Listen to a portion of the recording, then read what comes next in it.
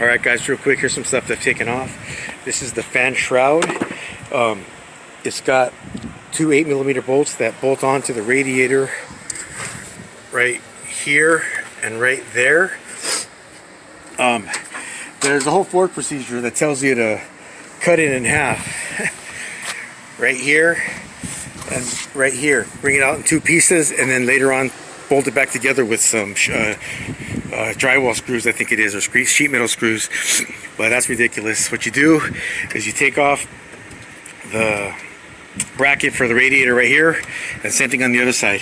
You take off these push tabs on the front engine cowl. There's 4 of them, panel poppers, and underneath them there's this harness, and there's 3 of these. And this harness runs right here in this gap between the radiator and the cross member for the frame, for the body.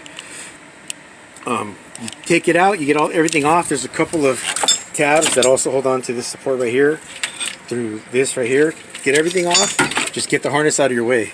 With that loose, you pull the radiator out a little bit, that harness will come out, no biggie. With these off, because I put these back on to support it after, you pull back and you just pry the radiator up. Be careful for the nipple so that you don't, not the radiator, I said the radiator, pry the shroud up. Be careful with the nipple so you don't break it. So I start right here so it gets over the nipple. Once it does that, you slide it out. Then you just make sure that you get it out from the wire where it gets caught for the electrical, for the fan clutch. And that's a piece of cake. Sorry I didn't show you. I wasn't filming. I thought I was, anyways, long story. After that, what else have I taken off? It looks like I took off this hose, which is the upper hose.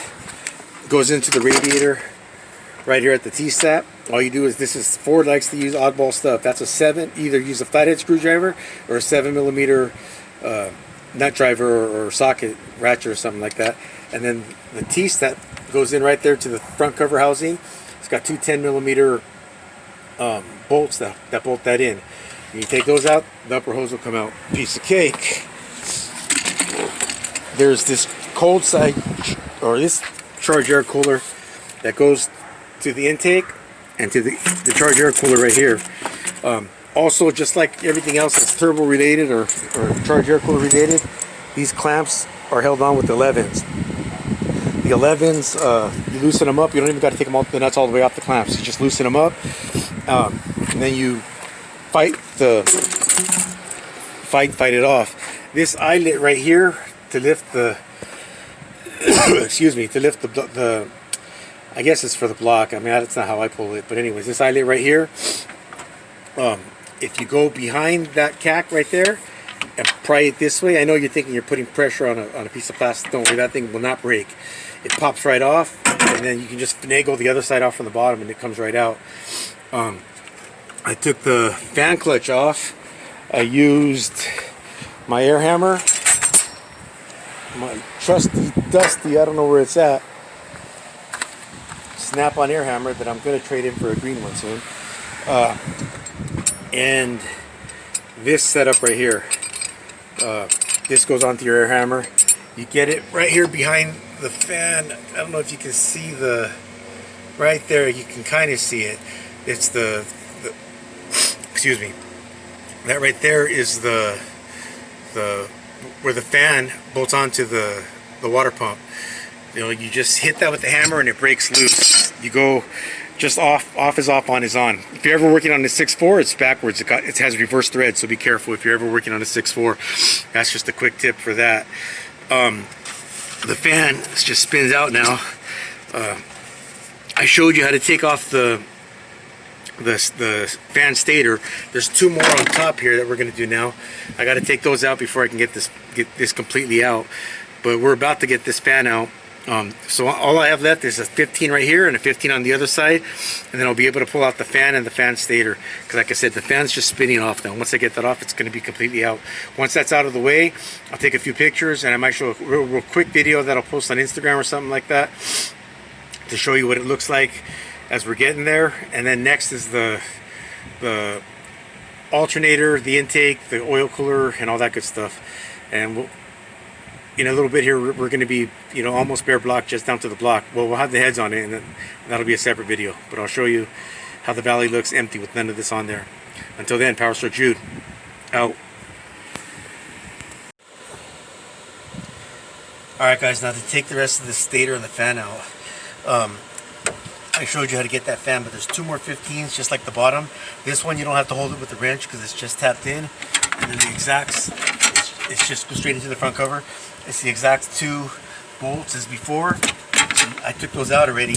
This is the setup I use. I cracked them loose and then I pulled them out, and then I showed you how I cracked the fan loose. And right now I'm about to take it off. I don't know if you can see how it's spinning on the water pump, but it's about to come out. Get this harness out of the way.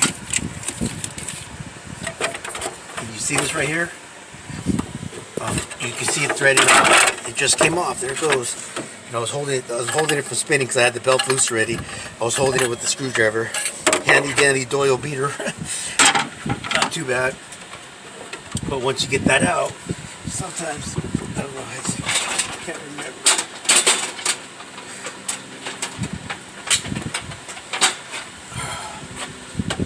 I guess I can even be up there.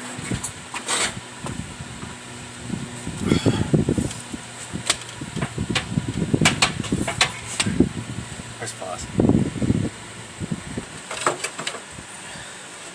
Alright, and once it's off, you can kind of finagle the fan out and the stator all together. Just be careful. Once you get a position, I can get off my topside creeper so that I can grab it all together as one. And that right there is how you get the fan clutch and the stator out. Alright, that's one small clip. I'll put some more clips together and hopefully get a video for you guys. Until next time, we'll see you in a bit. Alright guys, as you can see, it's pretty much bare on top now. I just have the intake manifold. I took the injector harness out. That was already completely disconnected. There was one Christmas tree tab that goes into the oil cooler. There's a few of these that go into studs around the intake manifold. And then there's one ground strap that bolts right there where the pry bar is pointing. A 10mm nut that holds that on. You take that out. The injector harness is completely out of the way. There's a few connectors on your oil cooler for oil temp sensors and stuff like that. There's an intake air temperature sensor on top of the intake. You see it right there. And on the back right here, there's an IPR valve. You can see where the pry bar is pointing. Right there. And that IPR valve has one connector. You disconnect that, and on the side of the turbo, or this heat shield, there's a Christmas tree connector for that harness. You pull that out, and you can rotate the whole harness, which is right here now, in front of the motor, so it's completely out of the way. Now all I got to do is take out the 10s on this side and the 10s on this side. There's a fuel line that I got to take off right here, and just the oil filter housing. The oil filter housing will come out. That's held down by, if you can see in here, there's a Torx. That's a 45. I think there's 4 of them. You take the 4 T45 Torx out, T45s, and then there's some fuel lines around the fuel filter housing. You disconnect the fuel lines. You know, there's one right there, one right here. I believe they're 11/16 and 3/4. When you get those fuel lines disconnected, you mount the lines out of the way. There's one 10 right here for one of the fuel lines coming from the right head. Get all that out of the way. You move the blue hose for the EGR cooler to the oil cooler, little connection, and that stuff's ready to go completely out of the way. We're gone. We'll be done, and it'll be off. You do got to take off that bracket with those 2 8s that you see right there. Once you get all that off, it's no big deal. I'm going to crack everything loose, and I'm going to get the intake out and everything out. Once everything's loose and ready to come out, I'll add to this video, and I'll see you guys in a minute. Alright, now to take this oil filter housing off, this looks silly. I got a bunch of stuff set up, but I want to do it quick for you. But this is a 13/16 and a 7/8 setup. Sometimes this line spins, but this time it didn't so much. Maybe it would help, but you do that. That way it it breaks loose. So that's for that one. This line is a straight 3/4. I'm just cracking it right now just to show you what size it is. But once you get it broken loose, put a towel underneath there because fuel's going to leak out. And then on this side, it's an 11/16. Same thing. I'm putting a second ratchet so it doesn't spin from the housing. So once you break that, I think I just got it. Let's see. Yeah. Nope, now it's spinning still. Let's see here. There it goes. Spins right off. So that's how you take off these fuel lines. One thing you might want to do that I'm not going to show real quick, but on the back of each line, right here, and right here, you'll see it in a later video. I'll have them on there. But you want to put a zip tie. That way you're not chasing these, because if you don't put a zip tie, these fall down. And then right now we have plenty of space, so it's no big deal. But sometimes it's hard, a pain to get them back up with the magnet. But if you put a zip tie, they only fall to right here. All right, more to come.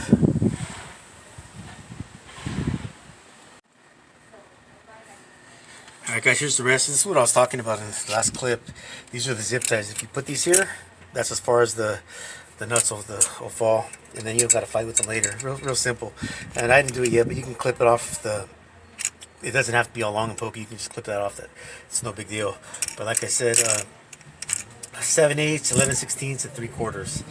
The last one, the 3/4, like I said, put a rag underneath there. You can see how I have my rag. And because once you take this one out, fuel will leak out. Just be careful because there's 2 copper washers or copper O-rings. Don't lose it. That's what they look like. It's a banjo nut, you know, but these say don't hold on to those. You can see the fuel coming out. It's just going to leak and soak up onto my rag there. Then, like I said, I already disconnected this. It's a 36mm socket I use. I'm using this Capri ratchet, brand new. I mean, I showed you guys it when I got it a while back. I hadn't used it until last week. This is the second time I've really used it, and you know, it might be the first. I don't even know if I used it last week, but it's kind of, I don't know. It does have this Allen heads or Torx head that I can tighten it up with, but just for a couple uses, man, it's already got real sloppy. You know, doesn't have any locking mechanism or detents or anything, but still, just for, I don't know, I just think that's kind of loose for being brand new. I mean, brand spanking new, you know, first, second use. I mean, it feels good in the hand, it works all right, but oh well, anyways, that's neither here nor there. But anyway, that's a 36mm. Take the oil filter housing out. Make sure you do that, because when you take off the housing, if it's full, oil's going to get everywhere. So then you get your T45 with your, I already broke these loose too with my hand. You know, I don't trust the earthquake. I'm probably going to, I don't know, like I said, I haven't got my Snap-on one yet, but I have a feeling I'm getting that for my birthday. It's an awesome gift, man, $600 gift. Anyway, get these out.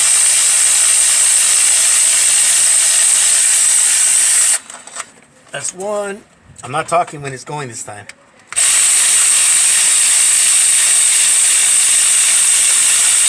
It's 2.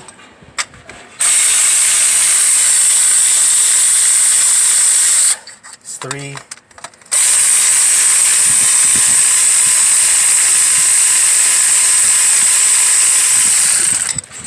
And that's 4. Once that's off, the oil filter housing is basically ready to come off. All you got to do is kind of finagle it to the fuel lines. Nothing else is holding it on. You're not getting oil all over the place because you already drained it. But just kind of take it out. Careful with your standpipe. Get a rag. Just, you know, there's some loose oil in there. But get a rag underneath there. And now your oil filter housing is out of the way. All right, stay tuned. Stay tuned. All right, guys. I'm getting ready to pull out the intake manifold. It's held on by 16 10mm bolts.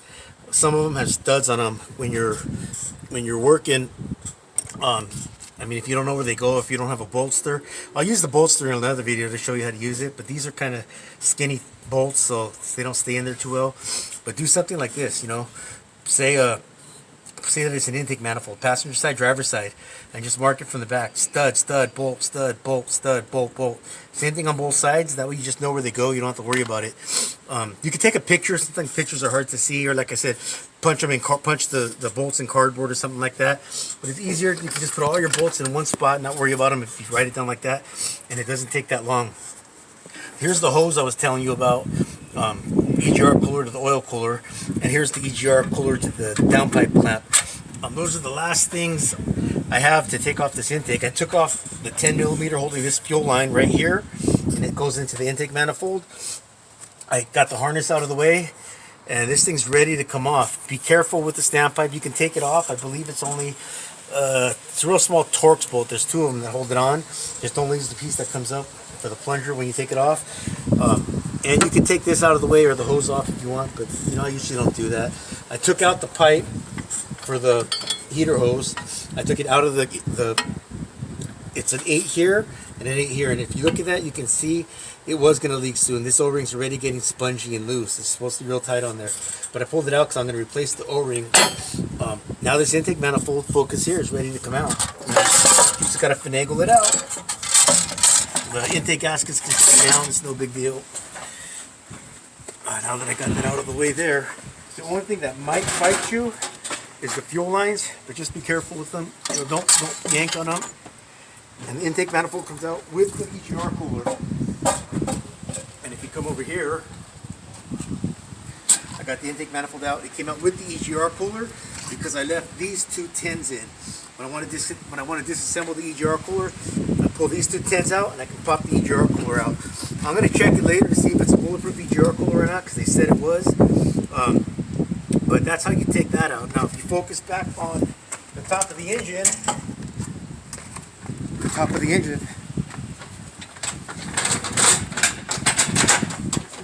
something I wanted to show you.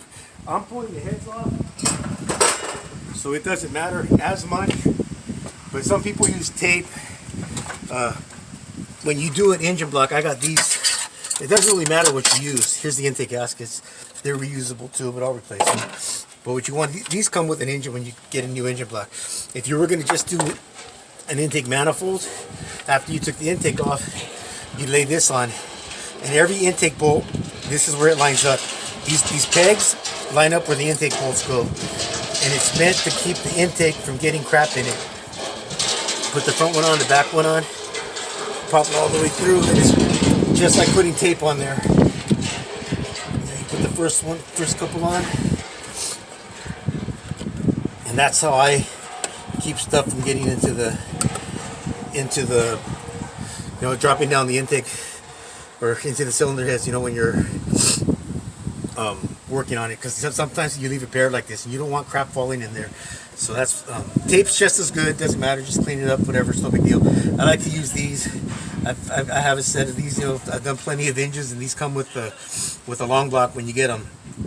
So that's pretty cool. But now this is what it looks like. Here's your oil cooler. That's the next thing to come off, because I'm going to replace the oil cooler as well.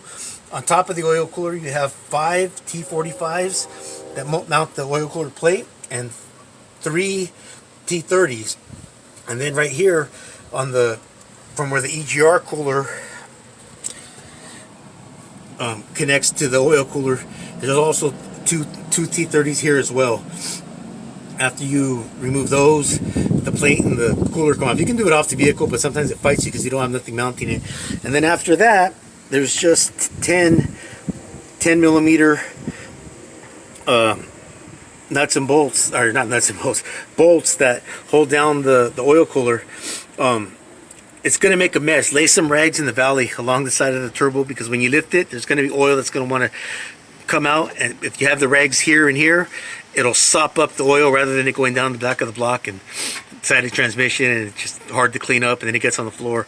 But if you do that, you'll be fine. If you open up take off your this is a high pressure oil pump, by the way.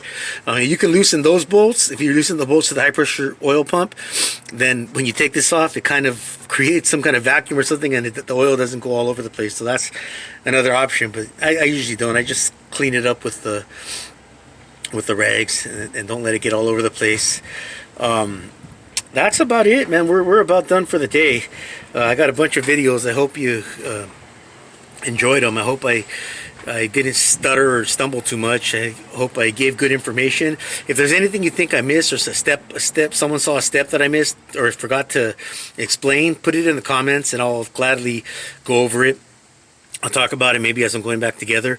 Or, you know, if there was something else you were asking or something you want to see me take off, like if you say, oh no, I really would like to see you take off this turbo feed line, I'll take it off. It's no big deal. I'll take off the oil cooler and the oil cooler plate on the truck if you want. You know, put it in the comments.